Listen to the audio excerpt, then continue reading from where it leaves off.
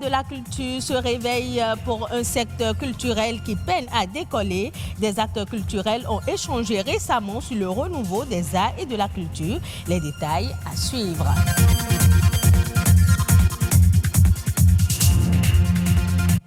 Le sol offre à l'homme son espace vital. Aujourd'hui, 5 décembre, la communauté internationale célèbre la Journée mondiale des sols. L'objectif est d'attirer l'attention sur l'importance d'un sol en bonne santé et préconiser la gestion durable de ses ressources.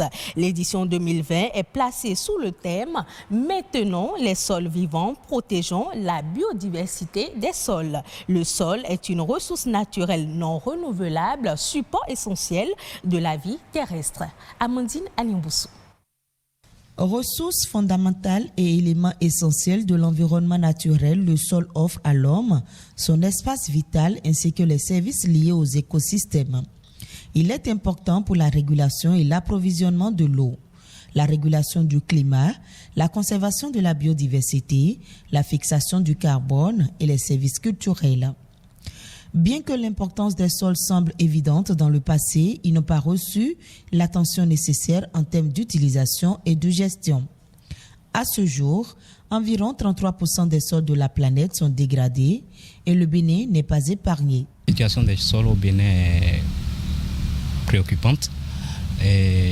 D'après les récentes études, 62% des sols sont dégradés au Bénin.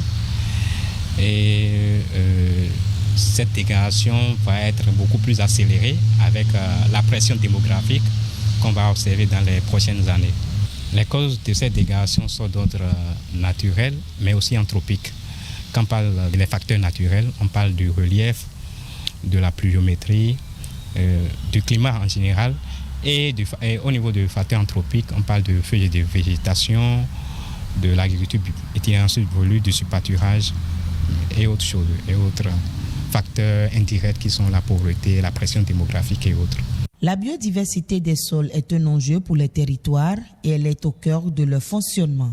Il faut reconnaître que la biodiversité des sols représente 25% de la biodiversité totale du monde. Et dans le cycle de vie des êtres vivants, il a été estimé que 90% des êtres vivants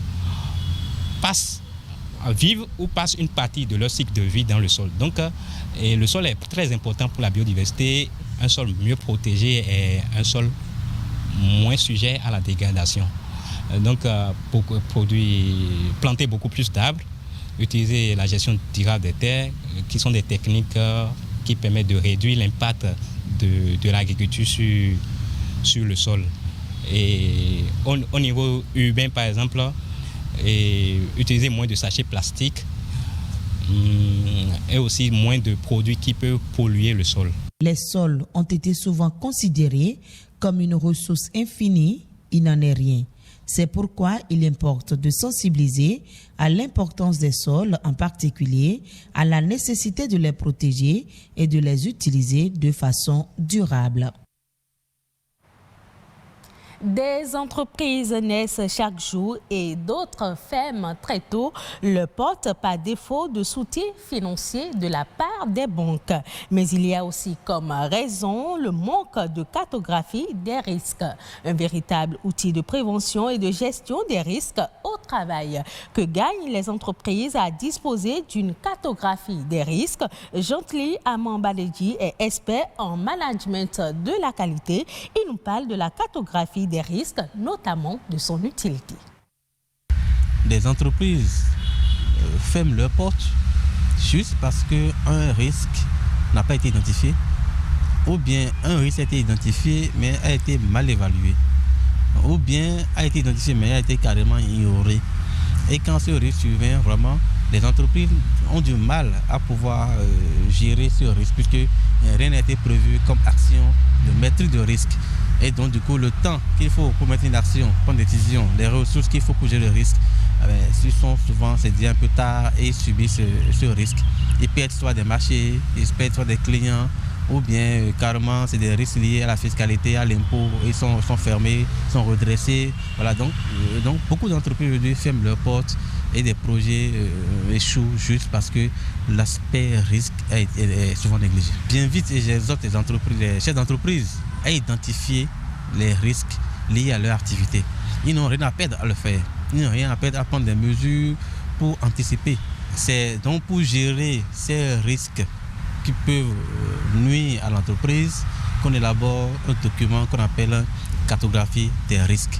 Toute entreprise doit pouvoir détenir cet outil-là, ce document qu'on appelle cartographie des risques. Et la preuve, vous voyez, aujourd'hui, toutes les normes de management ISO prioritairement, ISO 9001, 14001 pour l'environnement ou 45001 pour la santé et sécurité au travail, toutes ces normes-là exigent qu'une entreprise puisse identifier ses risques et puisse les maîtriser à travers le document qu'on appelle la cartographie des risques.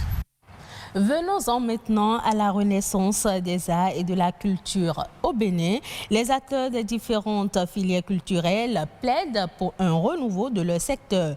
Ils se sont récemment réunis au stade de l'amitié Mathieu Kérékou durant plusieurs jours pour discuter autour des difficultés qui minent l'activité artistique et culturelle. Ces acteurs aussi ont échangé sur la nécessité d'être soutenus par l'État central pour un rayonnement des arts et de la culture au Bénin. Les précisions.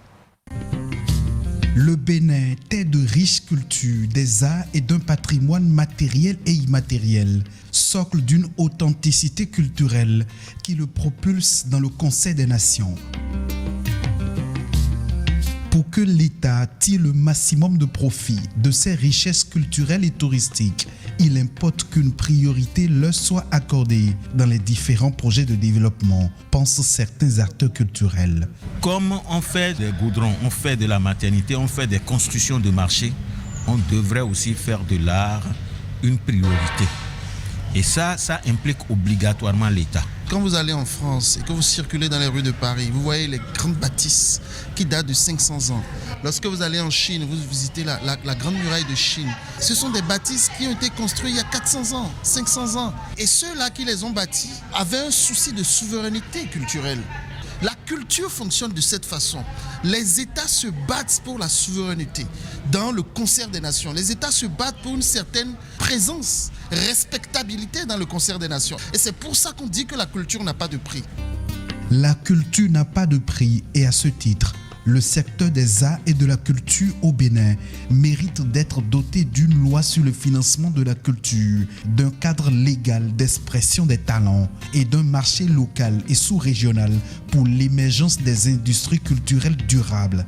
Mais avant, des voix s'accordent sur la nécessité de structurer le secteur. Quand vous n'êtes pas structuré et vous parlez devant l'État, il y a des financiers. Pour mettre de l'argent dans un secteur, les financiers ont besoin de comprendre le langage que vous parlez pour pouvoir l'adapter à eux, à leur langage. C'est aux acteurs culturels et aux professionnels de la culture de démontrer à l'État béninois qu'ils sont capables de créer de la richesse et de générer de l'emploi. Et je pense qu'une fois que ce sera fait, ce sera plus facile de dialoguer avec l'État. Dialoguer avec l'État en vue de bénéficier de son attention particulière est le vœu de ces acteurs culturels qui ont décidé d'échanger sur l'importance pour le gouvernement d'investir dans la renaissance des arts et de la culture. Il faudra nécessairement qu'il y ait des recommandations dans ce sens pour persuader l'État qu'il a le devoir moral, historique et idéologique d'investir dans la culture de son pays. On a déjà prévu le 11 décembre, date de vote de notre constitution, remettre les résolutions de façon officielle à notre État. Des acteurs culturels résolument engagés pour proposer aux décideurs de nouvelles stratégies de relance des arts et de la culture. Un secteur sur lequel mise le gouvernement pour impulser un nouveau dynamisme à l'économie béninoise. À présent, on fait un tour d'horizon de quelques faits de l'actualité nationale en bref et en images. C'est à travers la Nation en bref réalisée par Amandine Agnamboussou. La commission budgétaire de l'Assemblée nationale a adopté ce jeudi le rapport général du projet de budget de l'État gestion 2021. La prochaine étape reste la plénière qui sera consacrée à l'examen et à l'adoption du document budgétaire. Cette séance est annoncée pour le mardi 8 décembre prochain. Le projet de budget de l'État gestion 2021 est équilibré en ressources et en charges à la somme de 2 452,192 milliards de francs CFA contre 2167,99 milliards de francs CFA pour la loi de finances rectificative 2020. L'adoption du projet de budget va permettre au gouvernement de disposer des ressources à partir de 2021 pour poursuivre l'œuvre de développement du Bénin. Deux nouvelles conventions lient désormais le Bénin et l'Organisation mondiale du tourisme. Il s'agit d'importants investissements qui permettront d'améliorer la contribution du tourisme à la formation du PIB avec un flux touristique qui passera de 300 000 visiteurs aujourd'hui à 1,5 million de touristes par an à l'horizon 2025.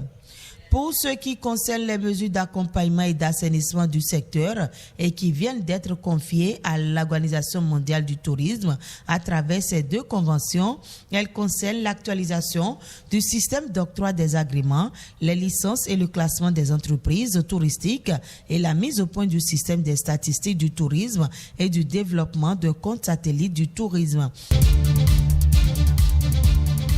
Conseil des ministres du mercredi 2 décembre 2020, le gouvernement adopte des mesures pour l'assainissement, l'achèvement et la clôture des opérations de lotissement et de remembrement foncier urbain en cours sur l'ensemble du territoire national. Ainsi, les opérations autorisées et conduites conformément aux tests en la matière seront clôturées. Les opérations partiellement appliquées seront soit achevées et clôturées, soit en cas de recasement déjà engagé, audité et poursuivi après mise en conformité. Il est également prévu la suspension des lotissements en phase d'initiation. En plus de la mise en œuvre de ces actions, il est prévu l'arrêt de procédure ou l'annulation des contrats aux phases des études d'urbanisme, la réalisation d'audits des phases d'application et le dessaisissement de géomètres, puis l'annulation des opérations concernant les zones reconnues impropres à l'habitation et les zones situées en dehors des zones susceptibles d'urbanisation. Le Conseil a instruit les ministres concernés de conduire méthodiquement à leur terme toutes les opérations préconisées.